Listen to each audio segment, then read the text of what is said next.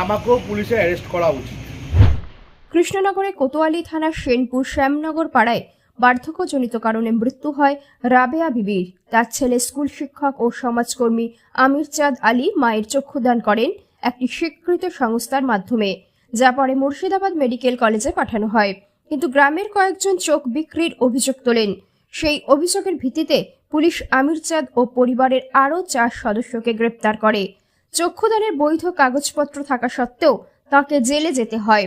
ঘটনায় বিতর্ক ছড়ালে পশ্চিমবঙ্গ বিজ্ঞান মঞ্চের নেতৃত্বে প্রদ্যুৎ মজুমদার প্রতিবাদ জানায়। এই ঘটনা আমির শেখ তাদের এই ঘটনা আমাদেরকে নাড়িয়ে দিয়েছে যে আমরা অ্যাকচুয়ালি কোন দিকে যাচ্ছি। আমরা কি উন্নতির পথে যাচ্ছি না অবনতির পথে যাচ্ছি? আমরা কি কুসংস্কার মুক্ত হচ্ছি না কুসংস্কার ছন্ন হচ্ছি?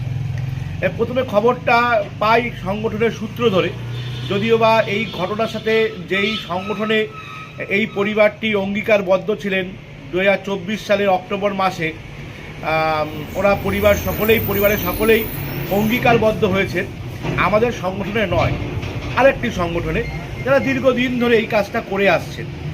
আমরা বিজ্ঞান মঞ্চে, পশ্চিমবঙ্গ বিজ্ঞান মঞ্চে সেই সংগঠনের মধ্য দিয়ে খবরটা পাই। সঙ্গে সঙ্গে আমরা আমাদের মতো করে খোঁজ খবর নেওয়ার চেষ্টা করি। আসলে ওইখানে একটি অশান্তি তৈরি হয়।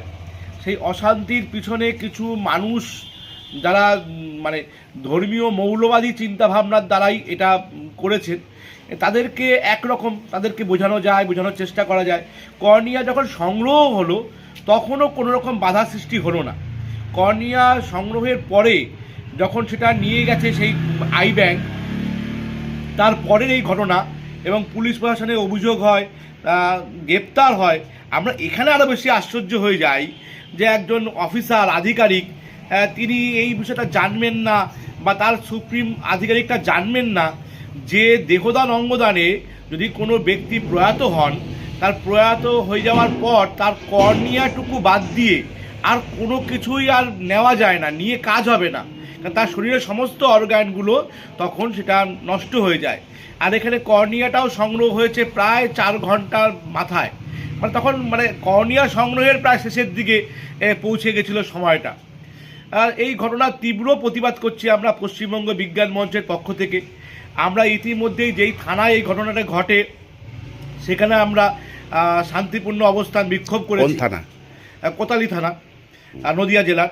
এবং তারপরে গতকাল আমরা মৌলালি তেও আমরা সমস্ত সংগঠন, পশ্চিমবঙ্গে কম বেশি 34টা সংগঠন মিলে আমরা প্রতিবাদ কর্মসূচি সংগঠন। পরে আদালতে জামিন পান আমির চাঁদ।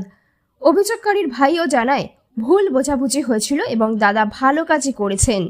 বেলের আবেদন করেছিলাম, কোর্ট বেল মঞ্জুর করেছে। আর সব থেকে ইম্পর্টেন্ট, এই মামলায় ডিফ্যাক্টো কমপ্লেনেন্টও তার ভুল বুঝতে পেরেছে এবং তারা কোর্টে অ্যাপিয়ার করে এফিডেভিট দিয়ে বলেছে যে তাদের জামিন হলে আপত্তি নেই। সেই হিসাবে আদালত দুই পক্ষে শুনে বেল মঞ্জুর করেছে।